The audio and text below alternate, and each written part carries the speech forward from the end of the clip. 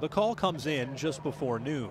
A collision on Highway 2 has left one patient with critical injuries and in need of a fast ride to Edmonton. The goal is to be in the air less than 10 minutes after accepting a call. This time, it takes 5.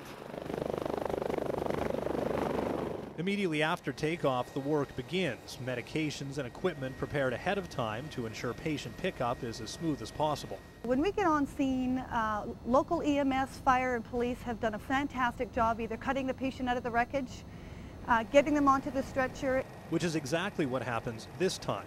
Mid-flight, STARS is diverted from the scene and directed to land at the Red Deer Hospital instead. After a quick consultation with hospital staff, the patient is transferred and STARS is ready for the return trip to Edmonton. Their patient is suffering from fractures, lacerations, and head trauma. He's stable now, but not out of the woods. In the air, treatment becomes complicated. You can imagine if you're in the back trying to do a higher level of medical care with somebody and it's turbulent, it makes it all that more challenging. It's trying to do everything that they do in an emergency or room or an ICU, and something that bounces around and flies around. And it's not just the crew that struggles. Much of their equipment is sensitive to temperature and vibrations. You're never really sure whether you can rely on the blood pressures that the cuff is giving you. It's very easy to pull out tubes and lose a line. That forces nurses and paramedics to rely on their clinical skills and to focus on hands-on treatment and monitoring. Not easy in cramped quarters. My head's hitting the roof, my knees are hitting the stretcher. It's tight quarters, not a lot of working space.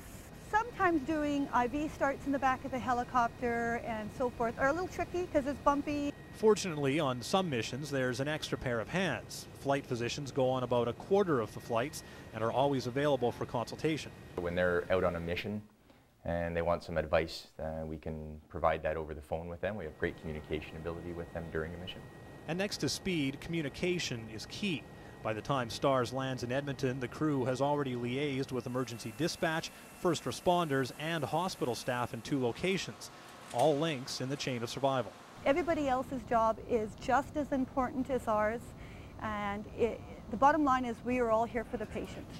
In this case, the patient pulls through, and for the STARS crew, the mission is over, and it's back to base to wait for the next call, whenever it comes. Ryan Ellis, Global News.